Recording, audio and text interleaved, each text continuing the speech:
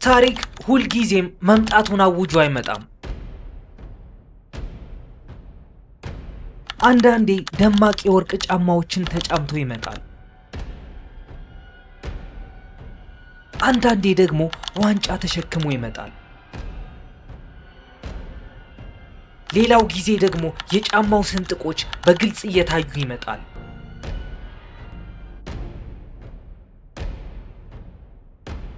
እግር ኳስ ጊዜን ራሱን ለሁለት የከፈሉ ታላላቅ ቅጽበቶችን አስተናግዷል። ከ1958ቱ የዓለም ዋንጫ በፊት የነበረ እግር ኳስ አለ። እንዲሁም ፔሌ የተባለ የ17 ዓመት ብራዚላዊ ወጣት ዓለምን ከአዲስ አይነት ጥበብና ሊቅነት ጋር ካስተዋወቀው በኋላ የመጣ እግር ኳስ አለ። ከ1992ቱ የአውሮፓ ሻምፒዮንስ ሊግ ፍጻሜ በፊት የነበረ እግር ኳስ አለ። ከ1998ቱ የፊፋ የዓለም ዋንጫ በፊት የነበረ እግር ኳስ አለ። አዲሱ ትውልድ ራሱን ለዓለም ካስተዋወቀበት ጊዜ በኋላ። ከዚያም ከአንድ ታክል በፊት የነበረ እግር ኳስ አለ። ከዛ በኋላ የመጣ እግር ኳስም አለ። የዓለም ዋንጫ ፍጻሜ አልነበረም። ሻምፒዮና የሚያስገኝ የድል ግብ አልነበረም። ሪከርድ የሰበረ የተጫዋች ዝውውርም አልነበረም። ዝም ብሎ አንድ ፉክክር፣ አንድ ተከላካይ፣ አንድ ድምፅ፣ አንድ ቁርጭምጭሚት። ምክንያቱም ያ ታክል ጨርሶ ባይከሰት ኖሮ ባርሴሎና ታላቅነቱን በዲያጎ ማራዶና ዙሪያ ይገነባ ነበር። ናፖሊስ መቼም ቢሆን የኢጣሊያ ሻምፒዮን መሆን ትችል ነበር። አርጀንቲናስ በ1986ቱ የዓለም ዋንጫ ያንኑ ካፒቴን አንግቧት ዋንጫውን ልታነሳ ትችል ነበር። ይሄውላችሁ ለነዚህ አይነት ጥያቄዎች ማንም ሰው በእርግጠኝነት መልስ ሊሰጥ አይችልም። ነገር ግን የእግር ኳስ ታሪክ ብዙ ጊዜ መጀመሪያ ላይ ተራ በሚመስሉ ቅጽበቶች ላይ ይወሰናል። መስከረም 24 ቀን 1983 ካምፕ ኑ ስቴዲየም ከ60 ሺህ በላይ ተመልካቾች ከእግር ኳስ ታላላቅ ካቴድራሎች አንዱ በሆነው ስቴዲየም ውስጥ ተገኝተው የ90 ደቂቃ መዝናኛን ይጠብቁ ነበር። ይልቁንም ይህ ስፖርት ካፈራቸው በጣም መጥፎ ታሪክ ካላቸው ቅጽበቶች አንዱ ለመመስከር በቁ።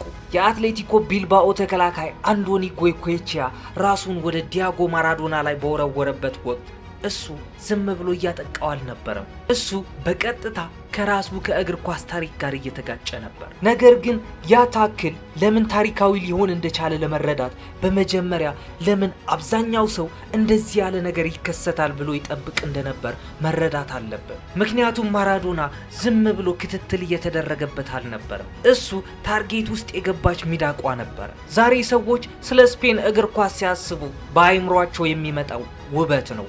ፈጣን የኳስ ቅብብል፣ የቴክኒክ ልዕልና፣ ኳስን በእጅጉ ተቆጣጥሮ መጫወት። ተመልካቹ በእያንዳንዱ ብልህ ንክኪ በሚያጨበጭብበት ወቅት ተጫዋቾች በመሃል ሜዳ ላይ እየጨፈሩ ሲያልፉ ይታያል። በ1980ዎቹ መጀመሪያ ላይ የነበረ የስፔን እግር ኳስ ግን ፍጹም የተለየ ስፖርት ይመስል ነበር። የዛሬውኑ የፎርሙላ 1 የመኪና ውድድር ያለ ብዙዎቹ ዘመናዊ የደህንነት መጠበቂያዎች አስቡት። አሽከርካሪዎቹ አሁንም ድንቅ ናቸው። መኪኖቹ አሁንም በሚያስገርም ፍጥነት ይጓዛሉ። ነገር ግን አደጋው በጣም ቅርብ ሆኖ ይሰማናል። የስፔን እግር ኳስም ልክ እንደዚሁ ነበር። ዳኞች የዘመኑ ደጋፊዎች ከሚያውቁት እጅግ በበለጠ ሁኔታ አካላዊ ንክኪዎችና ግጭቶች ይፈቅዱ ነበር። ቪኤአር አልነበረም። ታክል ብዙ ጊዜ የሚመዘኑት ከድርጊቱ በስተጀርባ ባለው ዓላማ እንጂ በተከተለው ጉዳት መጠን አልነበረም። ቢጫ ካርድ ማግኘት ልክ እንደ ተራ የሥራ ሂደት ይቆጠር ነበር። ተከላካዮች አንድ በጣም ቀላል እውነት ይረዱ ነበር። አንድ ታላቅ ኮከብ በህጋዊ መንገድ ማስቆም ካልቻሉ በአካላዊ ኃይል ያስቆሙታል። ዛሬ በላቀ ብቃት ላይ ያሉ አጥቂዎች ልዩ ጥበቃ ይደረግላቸዋል። ምክንያቱም እግር ኳስ እነሱ የጨዋታው ዋነኛ ማራኪዎች መሆናቸውን ይገነዘባል። በዚያ ዘመን ግን በዓለም ላይ ምርጡ ተጫዋች መሆን ማለት ብዙ ጊዜ በሜዳ ላይ ትልቁ የጥቃት ኢላማ መሆን ማለት ነበር። እናም እንደ ዲያጎ አርማንዶ ማራዶና የሁሉም ሰው ትኩረት የሳበ ማንም ተጫዋች አልነበረም። ገና በ22 ዓመቱ ማራዶና የአብዛኞቹን ተጫዋቾች ትከሻ ሊሰብር የሚችል ከባድ የህዝብ ተስፋና ጉጉትን ተሸክሞ ነበር። እሱ እኮ ዝም ብሎ የአርጀንቲና ትልቁ ተሰጥኦ ብቻ አልነበረም። በትውልድ ሀገሩ ላሉ በሚሊዮን የሚቆጠሩ ሰዎች የነጻነትና የተስፋ ተምሳሌት ነበር። ቁመቱ ገና ሜትር ከ65 የነበረ ቢሆንም ተከላካዮች የሰውነት ክብደታቸውን ወደ አንዱ አቅጣጫ ከማዛወራቸው በፊት እሱ አቅጣጫውን የመቀየር ፍጥነት ነበረው። ተከላካዮች በየሳምንቱ መጨረሻ የሚጋፈጡት ትልቁ ፈተና ይሄው ነበር። ከዚያም 1982 መጣ። የአውሮፓ እግር ኳስ ቀጣዩን ንጉስ ይፈልግ ነበር። ባርሴሎናም ያንን ንጉስ እንዳገኘው አመነ። ይህ የካታሎኒያ ታላቅ ክለብ ማራዶና በአርጀንቲና እግር ኳስ ውስጥ ካሳየው አስደናቂ እድገት በኋላ ከቦካ ጁኒየርስ ወደ ኤፍሲ ባርሴሎና እንዲዛወር በዓለም አቀፍ ደረጃ የሪከርድ ዋጋ ከፈለ። በወቅቱ ወደ 1.2 ቢሊዮን ፔስታ ወይም 5 ሚሊዮን ፓውንድ ነበር ያስወጣው። ዛሬ አንድ ክለብ ለአንድ ተጫዋች ብቻ ከ250 ሚሊዮን ዩሮ በላይ በሰፊው ሲከፍል በአይምሯችሁ አስቡት። ያ ዝም ብሎ እግር ኳስ ተጫዋችን መግዛት ብቻ አልነበረም። ያ ፍጹም እምነትን መግዛት ነበር። ባርሴሎና ተጫዋቹን ያስፈረመው ቡድኑን እንዲያሻሽል ብቻ አልነበረም፣ ይልቁንም መላውን ተቋም ሙሉ በሙሉ ይቀይረዋል ተብሎ ስለታመነበት ጭምር ነበር። በላዩ ላይ የነበረው ጫና እጅግ ከባድ ነበር። ካታሎኒያ ዋንጫዎችን ትጠብቅ ነበር። አርጀንቲና ታላቅነትን ትሻ ነበር። የእግር ኳሱ ዓለም ደግሞ አስደናቂ ጥበብን ይፈልግ ነበር። ማራዶና ይህንን ሁሉ ተቀበለው፣ ምክንያቱም ያ ተሰጠው ነበር፣ ማንነቱ ነበር። ወደ አስፈሪ ቅዠት የተቀየረው ህልም። ነገር ግን እግር ኳስ ብዙ ጊዜ አስቀድሞ የተጻፈለትን ታሪክ አይከተልም። ስፔን በደረሰ በጥቂት ወራት ውስጥ ማራዶና በከባድ የጉበት በሽታ ተጠቃ።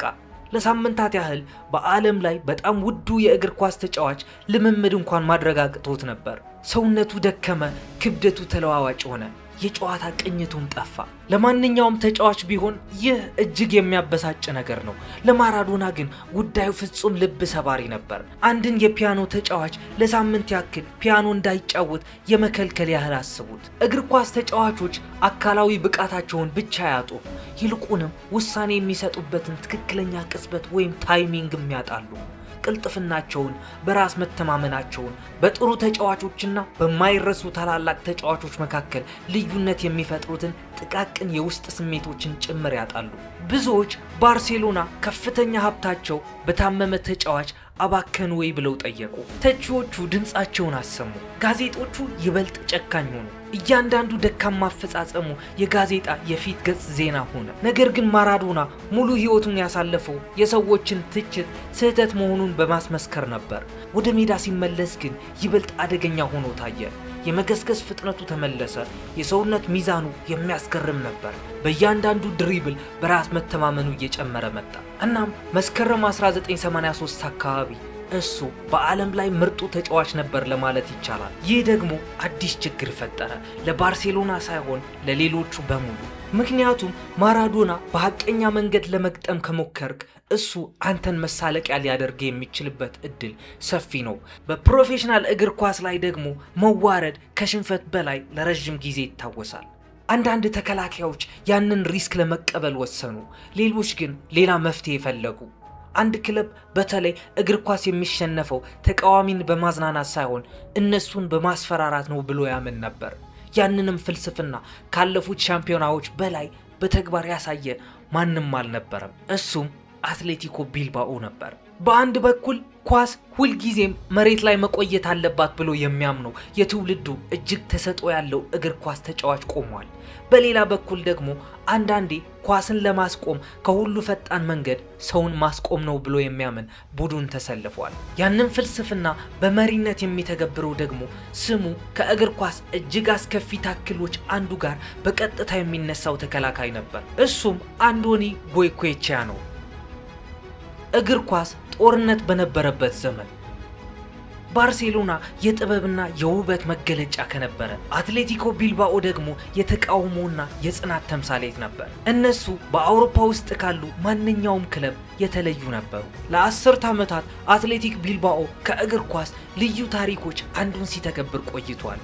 እሱም የባስክ ዘር ያላቸውን ወይም በባስክ እግር ኳስ ስርዓት ውስጥ ያደጉ ተጫዋቾችን ብቻ ማሰለፍ። ሌሎች ክለቦች ኮከቦችን ፍለጋ ዓለምን ሲያጠኑ፣ አትሌቲኮ ቢልባኦ ግን በትኩረት የሚመለከተው የገዛ አካባቢውን ነበር። ለብዙ የውጭ ታዛቢዎች ይህ አካሄድ ራስን መገደብ ይመስል ነበር። ለባስክ ሕዝብ ግን ይህ የማንነት መገለጫ ነበር፣ አቋምን ማሳያ፣ የክብር አርማ። እናም በ1980ዎች መጀመሪያ ላይ እነሱ ዝም ብለው በሊጉ እየተወዳደሩ ብቻ አልነበሩ። እያሸነፉም ነበር። አትሌቲክ ቢልባኦ ባርሳና ሪያል ማድሪድን በመቅደም 82-83 የውድድር ዘመን የስፔን ሻምፒዮና መሆን ችሎ ነበር። እነሱ በስርዓት የሚመሩ የማይታክቱና በአካል ግዝፈታቸው እንኳን ከሁሉም የበለጠ አቋም ነበራቸው። የእነሱ ስኬት የተገነባው በሚያስገርም ክህሎት ወይም በሚያምር የኳስ ቅብብል አልነበረም። የእነሱ ስኬት የተገነባው የእያንዳንዱ ተቃዋሚ ከእረፍት በኋላ ወደ አስከፊ ቅዠት በመቀየር ላይ ነበር። በሜዳው ጠርዝ ላይ ቆሞ መመሪያ የሚሰጠው ደግሞ አሰልጣኛቸው ነበር፣ ሃቪየር ክሌሜንቴ። እንደ ክሌሜንቴ የሰዎችን አስተያየት ለሁለት የከፈለ አሰልጣኝ በጣም ጥቂት ነው። ደጋፊዎች ያደንቁት ነበር፣ ምክንያቱም እሱ ያሸንፍ ነበር። ተቃዋሚዎች ግን እግር ኳስን ወደ ጦር ሜዳ ቀይሮታል ብለው ይከሱት ነበር። የሱ ፍልስፍና ደግሞ በሚያስደነግጥ ሁኔታ ቀላል ነበር። የሌላኛው ቡድን ምርጥ ተጫዋች በጨዋታው ላይ ተጽዕኖ መፍጠር ካልቻለ አንተ አስቀድመ የጦርነቱን ግማሽ አሸንፈሃል። የዛሬዎቹ የእግር ኳስ ተንታኞች የሱን ቡድን የታመቀ ጠበኛና በታክቲክ የታነጸ ብለው ሊገልጹት ይችላሉ። በዚያ ዘመን ግን ብዙዎች ዝም ብለው ጨካኝ ይሏቸው ነበር። በአጠቃላይ አትሌቲክ ቢልባኦ ጨዋታውን ወደ አካላዊ ፍልሚያ ለመቀየር ወደ ኋላ አይሉም ነበር። አካላዊ ፍልሚያ ስላችሁ ፍጹም የሆነ አካላዊ ፍልሚያ ሬስሊንግ ብንለውም ይቀለናል። እያንዳንዱ አጥቂ ይፈራው የነበረው ሰው በዚያ ተከላካይ መስመር እምብርት ላይ አጥቂዎችን ለማስፈራራት ብቻ ተብሎ የተፈጠረ የሚመስል አንድ ሰው ቆሞ ነበር። አንዶኒ ጎይኮኤቺያ ረጅም ቁመት አለው፣ ፈርጣማ፣ ፍርሃት የሌለበት። እሱ በተለየ ሁኔታ ውብ የሚባል የእግር ኳስ ጨዋታ አይጫወትም ነበር። እንደውም መጫወት አይፈልግም ነበር። የሱ ስራ ማዝናናት አልነበረም። የሱ ስራ የሚሰሩትን ማስቆም ነበር። በዚያ ስራው ላይ ደግሞ እጅግ በጣም ጎበዝ ነበር። የቡድን አጋሮች ያከብሩታል፣ ተቃዋሚዎቹ ግን ይፈሩት ነበር። ነገር ግን የጎይኮኤቺያ አስፈሪ ስም መነሳት የጀመረው በዲያጎ ማራዶና ታሪክ አልነበረም። ከሁለት ዓመታት በፊት ካምፕ ኑ ስቴዲየም ሌላ አሰቃቂ ትዕይንት አስተናግዶ ነበር። የዕለቱ ሰለባም በርንድ ሹስተር ነበር። የአስደናቂ ጀርመናዊ አማካይ ከጀርመን ከመጣ በኋላ ከባርሴሎና ደማቅ ኮከቦች አንዱ መሆን ችሎ ነበር። እንደ ማራዶና ሹስተር ኳስን እየነዳ መግባት ይወድ ነበር። እንደ ማራዶናም ተከላካዮች እሱ ላይ ጫና እንዲፈጥሩ ይጋብዝ ነበር። እናም እንደ ማራዶና እጅግ አስከፊ ዋጋ ከፈለ። ህዳር 1981 ጎይኮኤቺያ በሹስተር ላይ የሰነዘረው ግዴለሽ ጥቃት የጀርመናዊውን ተጫዋች የጉልበት ጅማቶች በጠሰ። ያ ጉዳት ደግሞ ሹስተር ከሜዳ ለአንድ ዓመት ያክል እንዲርቅ አደረገው። የባርሴሎና ደጋፊዎች ጎይኮኤቺያን በፍጹም ይቅር አላሉትም። ሹስተርም ቢሆን በፍጹም አልማረው። አሁን ግን እዚህ ፓርት ላይ እራሳችሁን እንደ ዲያጎ ማራዶና አድርጋችሁ እንድታስቡ ፈልጋለሁ። የጎይኮኤቺያን ታሪክ ታውቃላችሁ። ይህ ሰው ምን ማድረግ እንደሚችል በደንብ ጠንቅቃችሁ ተረድታችኋል። እናም አሁን በሱ የቅርብ ክትትል ስር ለ90 ደቂቃዎች ያክል ልትጫወቱ ነው። ካምፕ ኑ ስቴዲየም መስከረም 24 1983 ባርሴሎና ከአትሌቲክ ቢልባኦ ጋር የሊግ ጨዋታ። ከ60 ሺህ በላይ ተመልካቾች ካምፕ ኑን ሞልተውት ነበር። ድባቡ በከፍተኛ ስሜት የተሞላ ነበር። ባርሴሎና ጨዋታውን በጥሩ ሁኔታ ጀምሮት ነበር። ማራዶና ኳስን በወሰደ ቁጥር ትልቅ ጉጉትና ተስፋ መላውን ስቴዲየም ያናውጠው ነበር። ሰዎች ዝም ብለው አይመለከቱም ነበር። ይልቁንም ትኩረታቸው ሰብስበው ወደፊት ይገፉ ነበር። ወላጆች ለልጆቻቸው ጣታቸውን እየቀሰሩ ያሳዩት ነበር። ምክንያቱም ማራዶናን መመልከት ሌላ ተጫዋችን እንደመመልከት አድርጋችሁ እንዳታስቡት። ማራዶና በራሱ ዜማ፣ በራሱ ቅኝት ኳሷን ልክ እንደ ጃዝ ሙዚቃ ያንቀሳቅሳት ነበር። አንድ አይነት እንቅስቃሴ ደግሞ ሁለቴ አይደግመም ነበር። አትሌቲክ ቢልባኦ ለሱ ሰፊ ቦታ መስጠት ራስን እንደ ማጥፋት እንደሚቆጠር ያውቅ ነበር። እናም እያንዳንዱ የኳስ ንክኪ ከአካላዊ ግጭት ጋር ይመጣ ነበር። ማሊያ መሳብ፣ በትከሻ መጋጨት፣ መምታት፣ አንተ አሁን አርጀንቲና ውስጥ አይደለም የምትጫወተው የሚል ማሳሰቢያ መስጠት። ነገር ግን ማራዶና አሁንም ቢሆን ኳስ እንዲሰጠው መጠየቁን አላቆመም ነበር። ምክንያቱም ታላላቅ የጨዋታ ፈጣሪዎች መቼም ቢሆን አይደበቁም። ከፊታቸው ከባድ ህመም እንደሚጠብቃቸው እያወቁ እንኳን። ያ የጥፋት ቅጽበት ባርሳ 2-0 እየመራ ነበር። ጨዋታው ወደ ሁለተኛው አጋማሽ ተሸጋግሯል። ሁሉም ነገር በቁጥጥር ስር ያለ ይመስል ነበር። ከዚያም አንድ ተራ የሚመስል የኳስ ቅብብል መጣ። የማራዶና ጀርባ ወደ አትሌቲክ ቢልባኦ ግብ የዞረ ነበር። ይህ ደግሞ እሱ ከሚወዳቸው የጨዋታ አቀማመጦች አንዱ ነበር። አብዛኞቹ አጥቂዎች ኳስን ፊታቸውን ወደፊት አዙሮ መቀበልን ይመርጣሉ። ማራዶና ግን ብዙ ጊዜ ተቃራኒውን ያደርግ ነበር። ለምን ካላችሁ ምክንያቱማ ተከላካዮች ግራ መጋባትን ይጠላሉ። ማራዶና ጀርባውን ሰጥቶ ኳስ መቀበሉ ተከላካዮች በአንድ ውሳኔ ላይ እንዲጸኑ ያስገድዳቸዋል። ከሱ ራቅ ብለው ከቆሙ እሱ ይዞራል፣ ወደ እሱ ከተጠጉ ደግሞ እሱ አሽከርክሯቸው ያልፋል። የሰውነት ክብደታቸውን ወደ አንዱ አቅጣጫ እንዳዘነበሉ እሱ አምልጧል። ይህ ነገር ደጋግሞ ይከሰት ስለነበር ተከላካዮች ሌላ መፍትሄ አበጁ።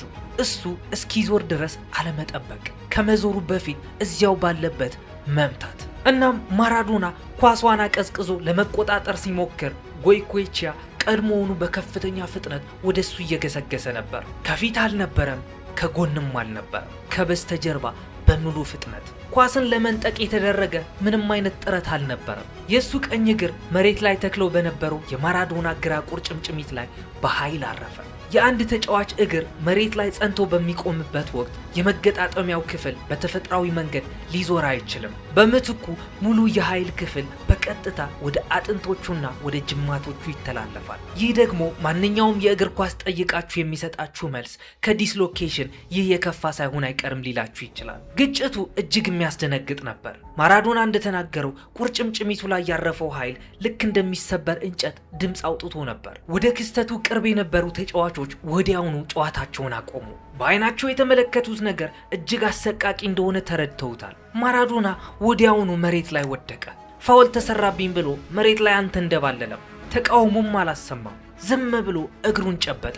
ከጥቂት ሰከንዶች በፊት ካምፕ ኑ ስቴዲየም በጩኸትና በደስታ ይናወጥ ነበር። አሁን ግን ፍጹም ዝምታ ሰፈነበት።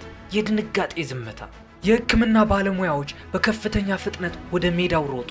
የባርሴሎና ተጫዋቾች ማራዶናን ከበቡት። የአትሌቲክ ቢልባኦ ተጫዋቾችም በአቅራቢያው ቆመው ነበር። አብዛኞቹ ግልጽ ጭንቀት ይታይባቸው ነበር። የአንድ ተጫዋች የጨዋታ ዘመን ለዘላለም ተቀይሮ ሊሆን እንደሚችል ሁሉም ሲረዳ ያ የቆየ ባላንጣነት እንኳ ለጥቂት ጊዜ ይጠፋል። የሕክምና ምርመራ ውጤቱ ማራዶና በግራ ቁርጭምጭሚቱ ላይ የአጥንት ስብራት የደረሰበት ሲሆን በአካባቢው ባሉ ጅማቶች ላይም ከባድ ጉዳት ደርሶ ነበር። ለማገገም የሚያስፈልገው ጊዜ በግምት 3 ወር አካባቢ ነበር። ባርሴሎና የወደፊት እጣ ፈንታውን በአንድ ሰው ዙሪያ ለመገንባት በዓለም አቀፍ ደረጃ ሪከርድ የሰበረውን ዋጋ አውጥቶ ነበር የገዛው። አሁን ግን ያ የወደፊት እጣ ፈንታ ሆስፒታል አልጋ ላይ ተኝቷል። ዶክተሮች የማራዶናን የማገገሚያ ሂደት ማቀድ በጀመሩበት ወቅት ሌላ ትልቅ ውጊያ ገና መጀመሩ ነበር። በሜዳ ላይ አልነበረም፣ በልብስ መቀየሪያ ክፍል ውስጥም አልነበረም። ይልቁንም በጋዜጦች የፊት ገጽ አርዕስቶች፣ በእግር ኳስ ፌዴሬሽን ስብሰባዎች እናም በመላው ስፔን በሚገኙ የመኖሪያ ቤቶች ውስጥ እንጂ። ምክንያቱም አንድ ጥያቄ በድንገት አገሪቱን ለሁለት ስለከፈለው ነበር። አንዶኒ ጎይኮቼያ በእግር ኳስ ታሪክ ውስጥ ከተመዘገቡት እጅግ አስከፊ ታክሎች ለአንዱ ጥፋተኛ ነው ወይስ ይህ ዝም ብሎ የጨዋታው አንድ አካል ነው? ለዚህ ጥያቄ የሚሰጠው መልስ ግን የስፔን እግር ኳስ ከዚህ በፊት አይቶት የማያውቀውን ትልቅ ውዝግብ ማቀጣጠያ ሆነ። ዝም ብሎ ታክል ወይስ ትምህርት መስጫ? የቴሌቪዥን ጣቢያዎች ያንን አስከፊ ግጭት ደጋግሞ ያሳዩት ነበር። 1 ጊዜ፣ 2 ጊዜ፣ 10 ጊዜ፣ ከዚያም መልሰው በስለው ሞሽን። በእያንዳንዱ ድግግሞሽ ማራዶና የደረሰበት ጉዳት እየከፋ የመጣ ይመስል ነበር። ያ ታክል የፈጀው 1 ወይም 2 ሰከንድ ነበር። ውዝግቡ ግን ለ10 ዓመታት የሚዘልቅ ሆነ። ወዲያውኑም ማለት ይቻላል ስፔን ለሁለት ተከፈለች። የባርሴሎና ደጋፊዎች ድርጊቱን የአካል ጥቃት ሲሉ ጠሩት። የአትሌቲክ ቢልባኦ ደጋፊዎች ደግሞ ያልታደለ ተራ የእግር ኳስ ግጭት ነው አሉ። ከሁሉም በላይ የተቆጣው ግን የባርሳ አሰልጣኝ የነበረው ሴሳር ሉዊስ ሜኖቲ ነበር። ሜኖቲ ተራ አሰልጣኝ አድርጋችሁ እንዳታስቡት። እሱ አርጀንቲናን መርቶ የ78ቱ የዓለም ዋንጫ ድል እንድትቀዳጅ ያደረገ ሰው ነበር። ከዚያም ሜኖቲ በታሪክ ተሰምቶ የማያውቀውን አንድ ከባድ ጥያቄ ያቀረበ፣ የዕድሜ ልክ እገዳ ወይም ላይፍ ታይም ባን። እስኪ ስለዚህ ነገር አስቡበት። አሰልጣኞች በየሳምንቱ መጨረሻ ስለ ዳኞች ውሳኔ ይከራከራሉ። ነገር ግን አንድ ተጫዋች ከእግር ኳስ ዓለም ለዘላለም እንዲታገድ መጠየቅ፣ ይህ በጭራሽ የሚሆን ነገር አይደለም። የፌዴሬሽኑ ውሳኔ አሁን ኃላፊነቱ ሙሉ በሙሉ በስፔን እግር ኳስ ፌዴሬሽን ትከሻ ላይ ወደቀ። እያንዳንዱ ጋዜጣ ውሳኔውን ይጠባበቅ ነበር። እያንዳንዱ ደጋፊ ይከራከር ነበር። እያንዳንዱ ክለብም በቅርብ ይከታተል ነበር። የሚተላለፈው ቅጣት አንድ ግልጽ የሆነ መልእክት የሚያስተላልፍ ይሆናል። ፌዴሬሽኑም ክስተቱ በጥልቀት ከመረመረ በኋላ ጎይኮኤቻን ለ10 ተከታታይ ጨዋታዎች አገደው። በሰነድ ደረጃ በወረቀት ደረጃ ስታዩት ይህ ጉዳይ ቀላል ሊመስላችሁ ይችላል። ባርሴሎና ግን በከፍተኛ ሁኔታ ተቆጣ። ማራዶና የሚያገግምበት ጊዜያት 100 ቀናት ቢሆኑ ነው ተብሎ ተገምቶ ነበር። ነገር ግን ጎይኮኤቻ ቁርጭምጭሚቱን ከሰበረው ሰው ጋር መልሶ ሜዳ ውስጥ ሊገናኝ ሆነ። ግን ደግሞ ከዚያ በኋላ ያልተጠበቀ አንድ መጣመም ታየ። ከይግባኝ በኋላ ያ እገዳ ይበልጥ እንዲቀንስ ተደረገ። ለባርሴሎና መልእክቱ ከዚህ በላይ ግልጽ ሊሆን አይችልም ነበር። የጨዋታው ትልቁ ኮከብ ለወራት ከሜዳው ውጭ እንዲሆን ተደርጓል። ለዚህ ተጠያቂ የሆነው ሰው ግን ከዚያ ጊዜ ውስጥ ጥቂቱን ብቻ ያጣል። የቢልባኦ አራጁ the butcher of Bilbao። ጋዜጠኞች ለእግር ኳስ የማይረሱ ቅጽል ስሞች የመስጠት ልማድ አላቸው። ዘ ኪንግ፣ ዘ ስፔሻል ዋን፣ ዘ ፌኖሜኖን እያሉ። አንዶኒ ጎይኮኤቼ ደግሞ ከመስከረም 1983 ጨዋታ በኋላ አስከፊውን የሚባለውን ስም ጥብቅ አለበት። እሱም የቢልባኦ አራጁ ወይም the butcher of Bilbao የሚል። የመስታወቱ ሳጥን the glass case። ከዚያም ሌላ ወሬ መናፈስ ጀመረ። እሱም ልክ እንደ ታክሉ ታዋቂ ሊሆን የበቃ ታሪክ ነበር። ሰዎች እንደሚሉት ከሆነ ጎይኮኤቻ ማራዶናን በታክል ገብቶ ቁርጭምጭሚቱን ሲሰብረው ጊዜ ተጫምቶት የነበረውን ጫማ በቤቱ ውስጥ በግላስ ሳጥን ውስጥ አስቀመጠው። ለእግር ኳስ አፍቃሪያን ይህ ጉዳይ አስደንጋጭ ሊሆን ይችላል። ጫማዎቹ የአደን ድል ማስታወሻ እንደሆኑ ይመስል ነበር። ከዓመታት በኋላም ጎይኮኤቻ እራሱ ጫማዎቹ በግላስ ኬዝ እንዳስቀመጣቸው አረጋግጧል። ባርሴሎና ወንጀለኛን በተመለከተበት ቦታ ቢልባኦ ግን የተለየ ነገር ተመለከተ። ጎይኮኤቻ ከእገዳው ተመልሶ ወደ ሜዳ በሚገባበት ሰዓት ሳን ማሜስ ስቴዲየም በጩኸትና በደስታ ተናወጠ። ደጋፊዎች አጨበጨቡለት፣ ስሙን ጠርተውም ዘመሩለት፣ መመለሱንም አከበሩ። ብዙም ሳይቆይ አትሌቲክ ቢልባኦ በኢንተርናሽናል አውሮፓ ዋንጫ ላይ ከሌክ ፖዝናን ጋር ተጫወተ። ጎይኮኤቻ ግብ አስቆጠረ። የቡድን አጋሮችም በትከሻቸው ላይ አንስተው አከበሩት። በዓለም ላይ ምርጡ ተጫዋች ላይ የቁርጭምጭሚት ስብራት ያደረሰው ሰው ልክ አገር ድል አድርጎ እንደተመለሰ ጀግና ይከበር ነበር። የማራዶና ረዥሙ ክረምት። መላው ስፔን ሲከራከር፣ ማራዶና ግን ጠንክሮ እየሰራ ነበር። በሰማንያዎቹ የነበረው የጉዳት ማገገም ሂደት እንዳሁኑ ዘመን አልነበረም። የዘመኑ የእግር ኳስ ተጫዋቾች ክራዮቴራፒ አላቸው። የጂፒኤስ ክትትልም ይደረግላቸዋል። የባዮሜካኒካል ትንተና፣ የግል የአመጋገብ ባለሙያዎች፣ የሥራ ጫናን የሚከታተል አርቲፊሻል ኢንተለጀንስ ወይም ኤአይ አላቸው። በዛን ሰዓት ደግሞ ማገገም በከፍተኛ ሁኔታ የሚወሰነው በተደጋጋሚ ጊዜ ልምምድ ማድረግ ላይ ነበር። በጥንካሬ፣ በትዕግስትና በህመም። ትልቁ ፈተና የአጥንቱ ስብራት አልነበረም። የተሰበረ አጥንት ይጠገናል። ፍርሃትን ለመጠገን ግን ከባድ ነው። ከባድ ጉዳት የሚደርስበት እያንዳንዱ እግር ኳስ ተጫዋች ውሎ አድሮ ያንን የማይታይ ጠላት ይጋፈጣል። እሱም እምነት ነው። ማራዶና ግን ፍርሃት እንዲያሸንፈው ፈጽሞ አልፈቀደም። ከታክሉ ከ106 ቀናት በኋላ ወደ ሜዳ ተመለሰ። ካምፕ ኑ ስቴዲየም ልክ ከጦርነት የተመለሰ አንድ ሻምፒዮና እንደሚቀበል አድርጎ በደስታ ተቀበሉ። ወዲያውኑ ማለት ይቻላል ተከላካዮች መጀመሪያውኑ ለምን ይፈሩት እንደነበር ለሁሉም ሰው በድጋሚ ያሳየ። ኳስ እንዴት ድሪብል ማድረግ እንዳለበት አልረሳም ነበር። የሰውነት ሚዛኑም አልጠፋም ነበር። የጨዋታ ምናቡም አልደከመም ነበር። ይልቁንም እሱ የተመለሰው ከአንድ አዲስ ነገር ጋር ነበር። እሱም ቁጣ ነው። ከወራት በኋላ አትሌቲክ ቢልባኦ ተመልሶ መጣ። እያንዳንዱ ሰው በካላንደር ላይ አክብቦ ምልክት አድርጎ በጉጉት ይጠብቀው የነበረው ያ ዕለት በመጨረሻ ደረሰ። በይፋ በቀል ተብሎ አልተሰየመም ነበር። ቃሉን መናገርም ያስፈለገው ማንም አልነበረም። ሁሉም ሰው ነገሩን ይገባው ነበር፣ ተረድቶት ነበር። ማራዶና ኳስ በነካ ቁጥር የሚያስተጋባው ከፍተኛ የደስታ ጩኸት ስቴዲየሙን ያናውጠው ነበር። እያንዳንዱ ግጭት ደግሞ ከፍተኛ ስጋትንና ጭንቀትን ይፈጥር ነበር። ከዚያም ታላላቅ ተጫዋቾችን ብዙ ጊዜ የማያደርጉትን ነገር እሱ አደረገ። በራሱ በእግር ኳስ ጥበብ ምላሽ ሰጠ። ባርሴሎና አትሌቲክ ቢልባኦን በረታበት ጨዋታ ላይ ማራዶና 2 ግቦች አስቆጠረ። በከፍተኛ ስሜት ተንቀዝቅዞ አልተወራጨም። ጣቶቹንም ወደ ጎይኮኤቻ አልቀሰርም። ውጤቱ ራሱ እንዲናገር ተወው። ነገር ግን የእግር ኳስ ታሪክ በእነዚህ ሁለት ክለቦች ላይ ገና አልተቋጨም ነበር። ምክንያቱም ከጥቂት ወራት በኋላ ዳግመኛ ሊገናኘው ነበር። በተራ ሊግ ጨዋታ አልነበረም፣ በካምፕ ኑ ስቴዲየም አልነበረም። ይልቁንም በሳንቲያጎ ቤርናባው የሚደረግ የካፕ ፋይናል ጨዋታ ነበር፣ በራሱ በስፔን ንጉስ ፊት። እናም የመጨረሻው የዳኛ ፊሽካ ከተነፋ በኋላ የተከሰተው ነገር እግር ኳስ በታሪኩ ካያቸው እጅግ አስቀያሚ ትዕይንቶች አንዱ ሆኖ የሚመዘገብ ሆኗል። ተጫዋቾች እጅ ለእጅ ለመጨባበጥ በሚዘጋጁበት ወቅት የሆነ ነገር ፈነዳ። ነገሩ በትክክል እንዴት እንደጀመረ የሚገልጹ ዘገባዎች በጥቂቱ ቢለያዩም የዳኛው የፍጻሜ ፊሽካ እንደተነፋ ወዲያውኑ ስሜቶች ገንፍለው እንደነበር ሁሉም ይስማማል። ማራዶና ከአትሌቲክ ቢልባኦ ተጫዋቾች ጋር የቃላት ምልልስ አድርጎ ነበር። በዚያ ፍጥጫ መሃል ደግሞ የአትሌቲክ ተከላካይ ሚጌል ሶላ ማራዶናን በግልጽ የሰደበው ሲሆን ስለ ማራዶና ቤተሰብም አጋጣሚውን ተጠቅሞ መጥፎ ቃላትን እንደተናገረ ይነገራል። ለዲያጎ ያ ድርጊት መስመር ያለፈ ነበር። በቅጽበት ያ ታዋቂ እግር ኳስ ተጫዋች ጠፋ። ያ ከቪላ ፊዮሪቶ የወጣ ያ የጎዳና ተዋጊ ብላቴና ተመለሰ። ማራዶና በቁጣ ፈነዳ። ቡጢዎች፣ እርግጫዎችና መገፋፋቶች በመላው ሜዳ ላይ ከመሰራጨታቸው በፊት እሱ ጉልበቱን ወደፊት ሰብቆ በቀጥታ ራሱን ወደ ሶላ ላይ ወረወረ። በሰከንዶች ውስጥም የቤርናባው ስቴዲየም ወደ ፍጹም ትርምስና ስርዓት አልበኝነት ተቀየረ። ተጫዋቾች ከየአቅጣጫው ይሮጡ ነበር። ሌሎች ከተቀያሪ ወንበር ላይ ተነስተው ወረዱ። አሰልጣኞች ወደ ሜዳው ዘለቁ። የጥበቃ ሰራተኞች እርስ በርስ የሚጋደሉ ተጫዋቾችን ለመለየት በከፍተኛ ሁኔታ ይታገሉ ነበር። ጎይኮቼ ደግሞ በዚያ ትርምስ እምብርት ውስጥ ተገኝቶ ነበር። የዋንጫ ፍጻሜን ለመመልከት ቴሌቪዥናችሁን ከፍታችሁ ከእግር ኳስ ይልቅ የቦክስ መድረክ የመሰለ ትዕይንት ስታዩ የሚሰማችሁን ስሜት አስቡት። በሚሊዮን የሚቆጠሩ ሰዎች የተመለከቱትም ያን ነበር። ምስሎቹም መላው ዓለም አዳረሱ።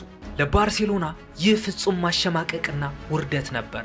ለማራዶና ግን ይህ የመጨረሻው የትዕግስት ወሰን ነበር። ባርሴሎና ከእንግዲህ ቤቱ አልነበረም። ወደ ኋላ መለስ ብሎ ሲታይ በአንድ ታክል ወይም በአንድ ፍልሚያ ላይ ብቻ ማተኮር ቀላል ሊሆን ይችላል። ነገር ግን የባርሴሎናና የማራዶና ግንኙነት መሻከር የጀመረው ከወራት በፊት ነበር። የጉበት በሽታ ነበረ፣ የቁርጭምጭሚቱ ጉዳት፣ የማያቋርጠው ጥፋት፣ በዓለም ላይ በጣም ውዱ ተጫዋች የመሆን ያከባድ ጫና፣ ከክለቡ ፕሬዚደንት ሆሴፕ ሉዊስ ኑኔዝ ጋር የነበረው አስቸጋሪ ግንኙነትም ከጊዜ ወደ ጊዜ ይበልጥ እየተባባሰ መጥቶ ነበር። ማራዶና ባርሴሎና ውስጥ መቼም ቢሆን ምቾት ተሰምቶት አያውቅም ነበር። ክለቡን ያደንቅ ነበር፣ ደጋፊዎቹንም ያከብር ነበር። ነገር ግን የሆነ ነገር መቼም ሊገጥም አልቻለም። የአዲስ ዘመን መገለጫና አርማ ከመሆን ይልቅ ከየአቅጣጫው የሚሰነዘሩ ውጊያዎቹን ብቻ የሚጋፈጥ ይመስለው ነበር። በ1984 ሁለቱም ወገኖች ያንኑ አንድ እውነት በዝምታ ተቀበሉት። ለመለያየት ጊዜው ደርሶ ነበር። ባርሴሎና ዲያጎ ማራዶናን በሌላ የዓለም አቀፍ የሪከርድ ዋጋ ለናፖሊ ሸጠው። በወቅቱ ብዙ ሰዎች ይህንን ዝውውር ወደ ታች የመውረድ ወይም ስቴፕ ዳውን ያህል ቆጥረውት ነበር። ዛሬ ግን ያ የእግር ኳስ ታሪክ እውነተኛ መጀመሪያ እንደነበር እናውቃለን።